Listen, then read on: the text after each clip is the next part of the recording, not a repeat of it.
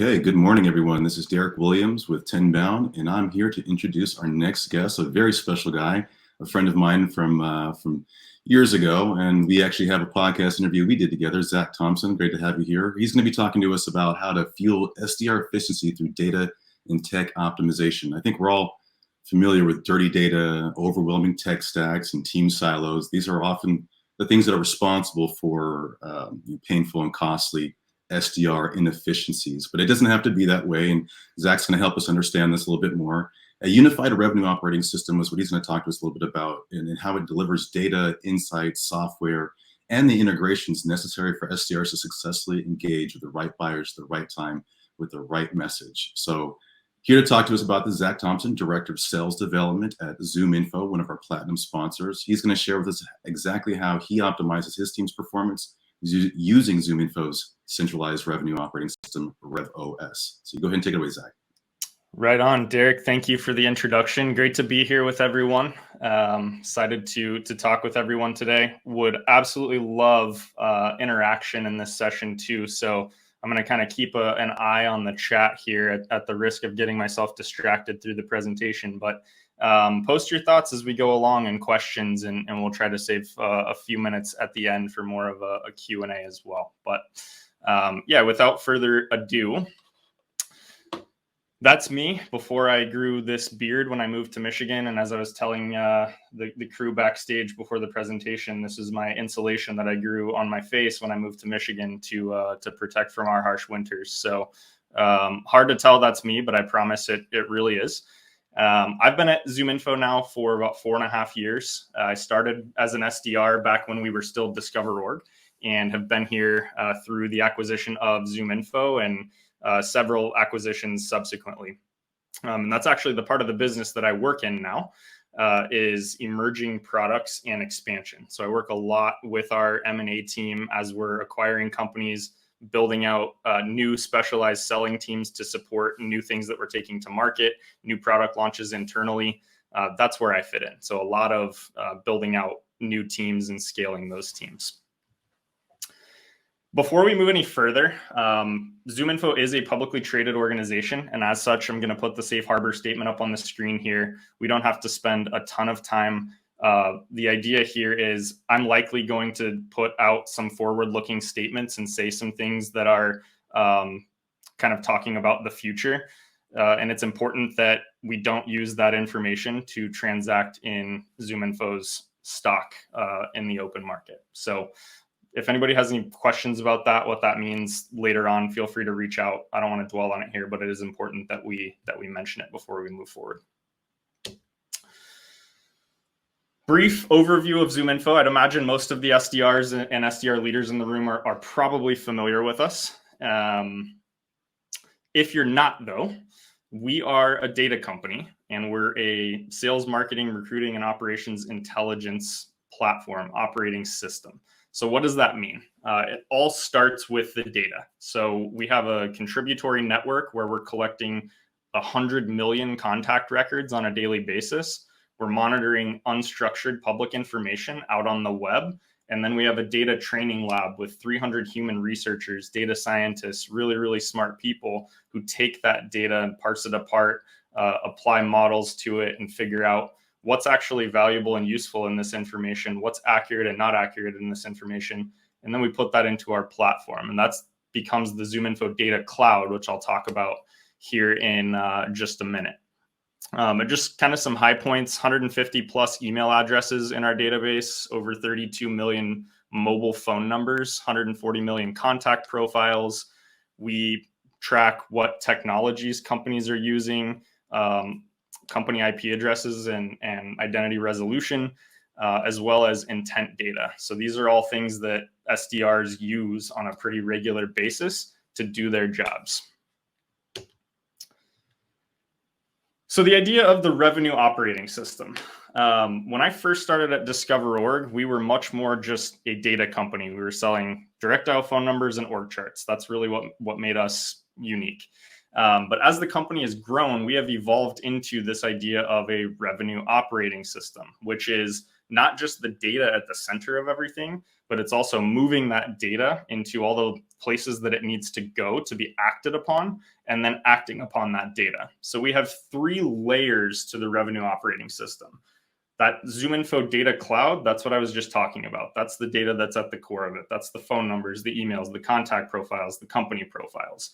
And we all use those things to go out and find our target and our addressable markets and the decision makers at those companies that we're trying to get in front of to pitch our products and solutions.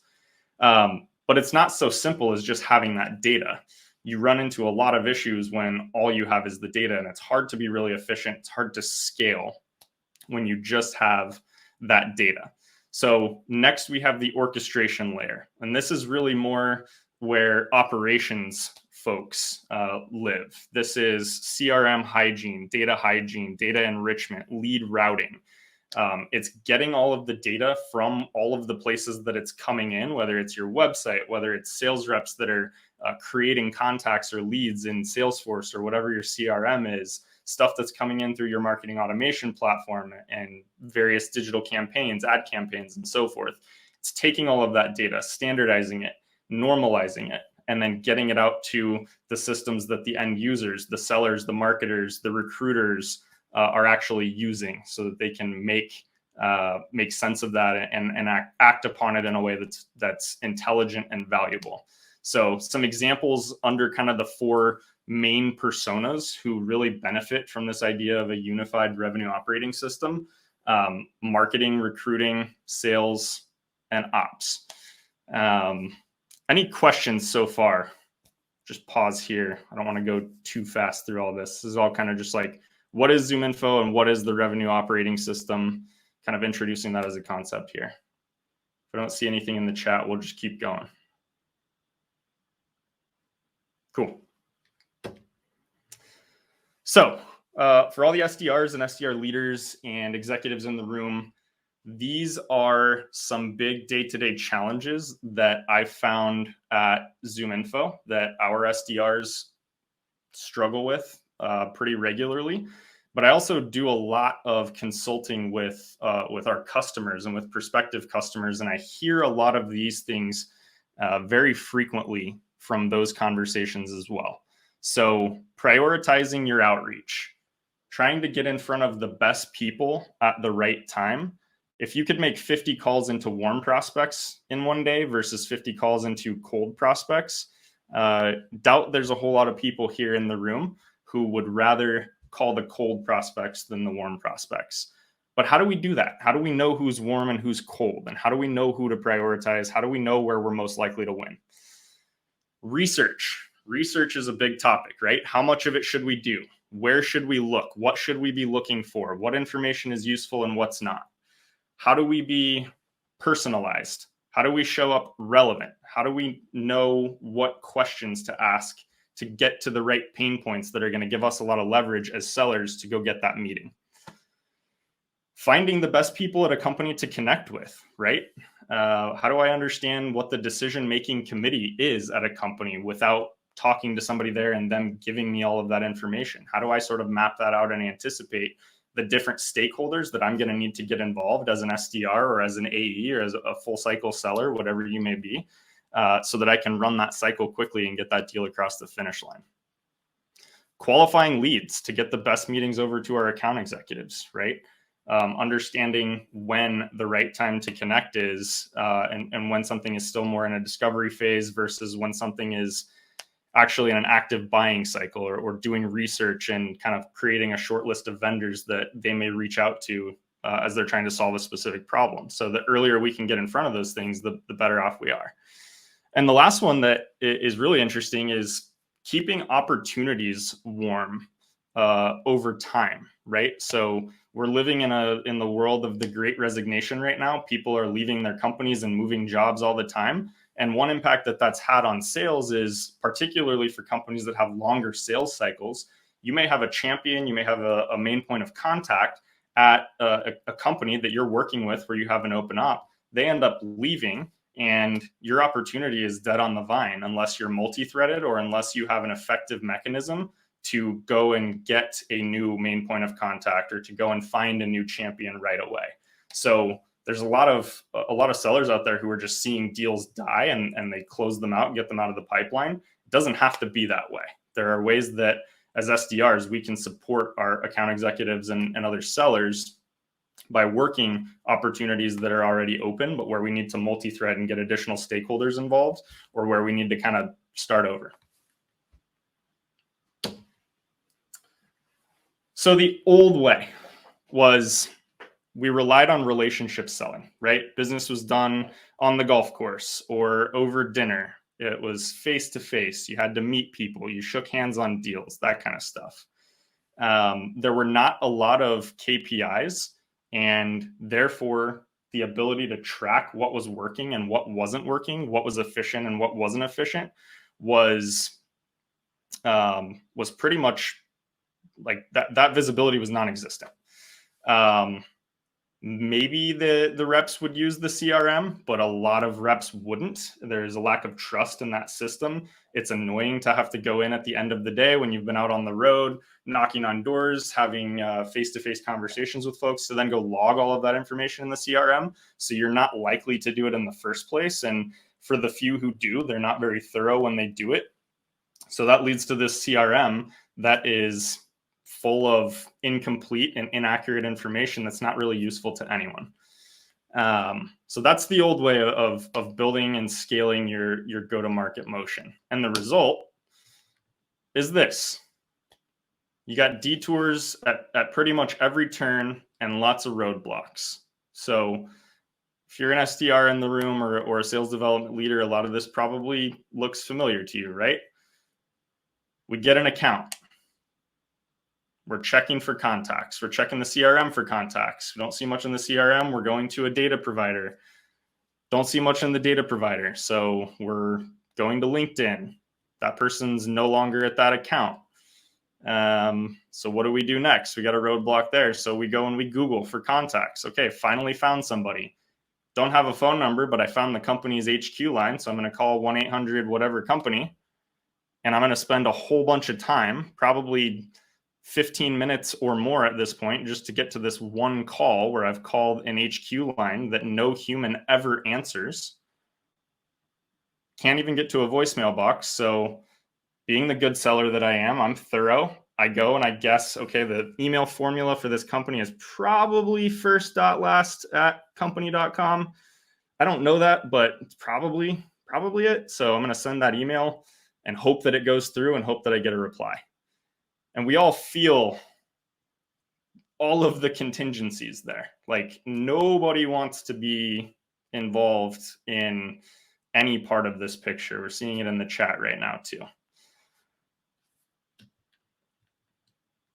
This is another way that it looks, right? I think all of us have been in this position. Head down on the desk, just fed up. I need to go on a walk. I can't keep doing this. It's just like, what are we doing? So you go and you get sales coaching. You do a bunch of prospecting and outreach. You go and log activity in the CRM. Then you go back to researching triggers that might suggest that a company is in a buying phase that you might want to reach out to. You spend time identifying what is a good fit account. Maybe you don't have a great sense of what your ideal customer profile is, or where your sales team is finding a lot of success with specific products or specific solutions. And all of these things just lead us to this frustration where we're not efficient. Morale goes down. We start to feel burnt out, which we're going to be talking about on a panel here in a few minutes. It's no good. So how do we get away from this? And the last piece I'll highlight here is, this is more for the leaders in the room. Here's your solution, except not really, because look at all the logos on here. I mean, there's a tool for everything. You can solve, certain parts of these problems, small silos of these problems with a lot of these tools. But the more problems you're trying to solve, the more tools you go and buy, you start running into other problems like adoption, like overspending and redundancies in your tech stack. So this is really where the idea of the revenue operating system comes into play. quote here that I'll share from Satya Nadella of Microsoft. We've seen 2 years worth of digital transformation in 2 months, from remote teamwork and learning to sales and customer service to critical cloud infrastructure and security. We're working alongside customers every day to help them adapt and stay open for business in a world of remote everything. This was discussed sort of in the early stages of the pandemic when a lot of businesses first went remote. This is very much the idea of the revenue operating system here. Same type of impact. We are helping sales, marketing, operations, and recruiting teams adapt and stay open for business. And I would take it further and say thrive in a world of remote everything, in a world of new everything. So already talked about this a little bit, but what does it actually look like? So foundational data, right? RevOS is built on best-in-class go-to-market data. That's accurate phone numbers, mobile phone numbers, direct dials. It's verified email addresses. It's information on companies that helps you understand, is this company a good fit for me to sell to? Do they have the right technologies? Do they have the right sophistication in their tech stack for my solution to be a good fit? And then actionable insights, right? So we talked earlier about one of the challenges being, how do I know who's warm and who's cold? Actionable insights. So when I know that a company has been demonstrating intent signals in an area that is related to my solution or my product, probably want to get in front of that company and start having a conversation, because that would indicate to me that they're starting to do research. And I can either roll the dice and hope that my company is on the list of vendors that they select, that they're going to go and evaluate as a solution, or I can grab the bull by the horns and do my outreach and prioritize my time there, knowing, hey, I'm going to call my shot here. And if I do get in front of this company, very high likelihood we're going to find success. So we're enabling sales and marketing teams to know who to engage with and when and with what message.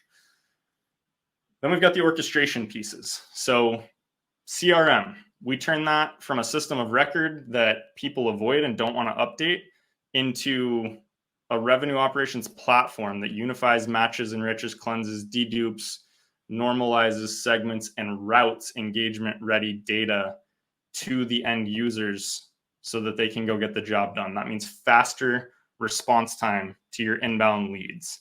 At ZoomInfo, we are calling every inbound lead within 90 seconds. That is our SLA, 90 seconds from a hot inbound form fill to the time that an SDR gets on the phone with them. If we're not meeting that SLA, we've got a big problem. And the way that we're able to do that is by using orchestration to pull all of the data that we have in on the leads, in addition to what we get from the form fill and what we have in our CRM, to get all of that information standardized in one place for outreach to that inbound lead in 90 seconds. Like, people hear that and they usually think I'm nuts, but it's 90 seconds.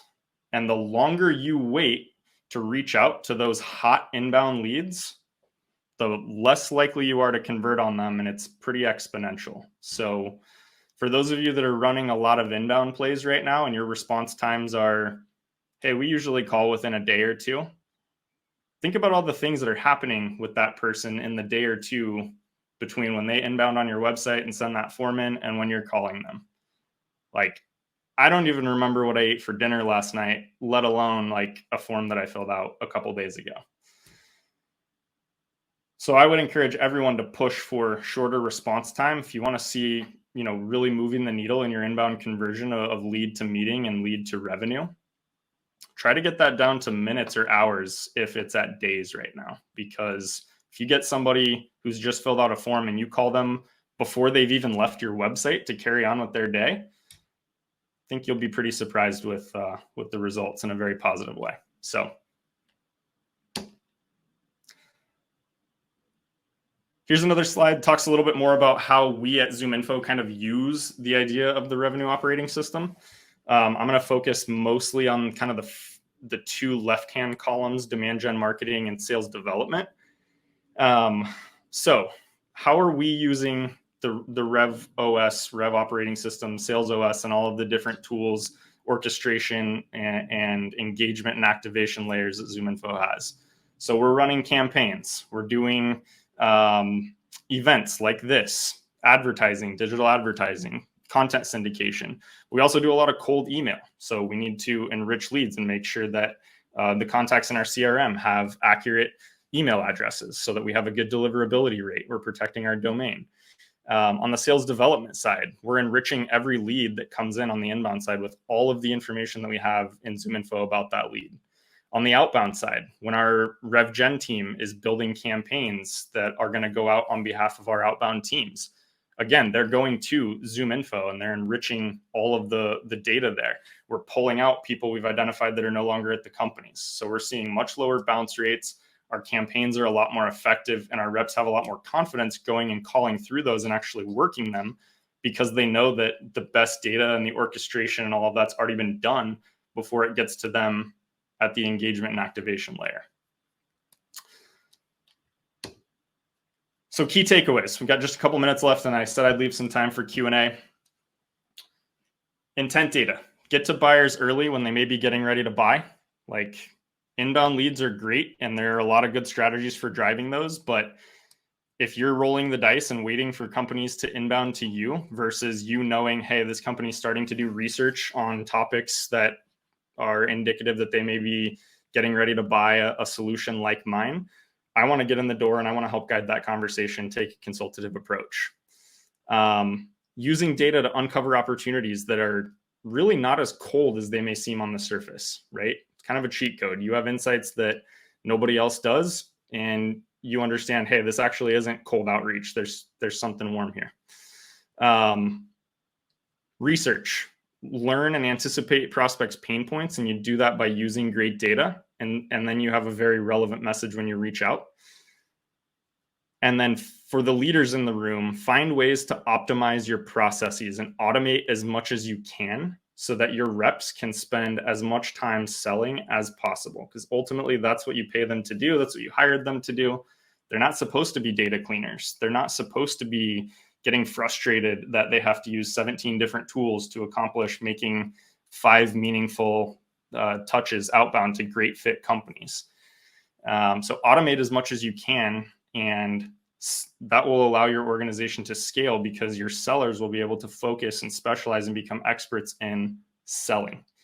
So that's the ZoomInfo revenue operating system, and that's a little bit about how we use it. Apologize, I didn't leave as much time for questions as I'd like, but we do have a couple minutes here. So any questions or comments or thoughts? Feel free to drop those in.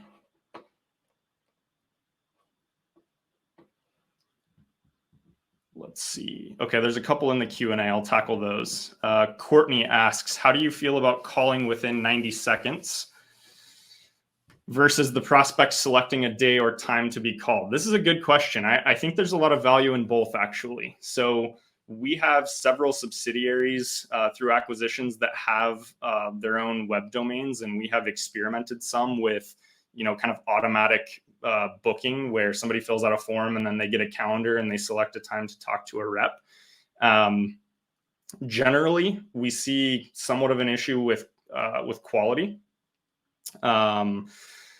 There's less qualification that gets done there, and we generally want our SDRs to be having a conversation with everyone before they're getting to an account executive, so that number one, we understand, like, is this actually a good fit? And two, like, what are the challenges and the problems that we're trying to solve?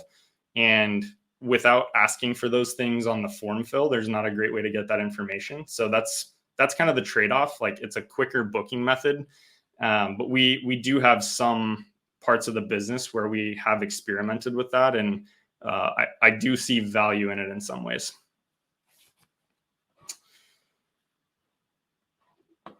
All right, I'm going to take one more here. Let's go with Nate. If you're an SDR booking outbound meetings for a rep, should the rep do a quick and dirty demo so the prospect gets some value out of the discussion versus just asking introductory questions or reading a deck? Don't ever read a deck if you're an SDR. Don't ever, ever, ever do that. That is not a good strategy. You should be familiar with the deck that the AEs at your company are going to use when presenting your products. And you should use pieces from that in how you talk to prospects, but you shouldn't be reading off that deck. As for should you do a quick and dirty demo, depends on the prospect. If somebody's giving you the time of day and you can sort of give them a teaser of what you can show, I'm all for that.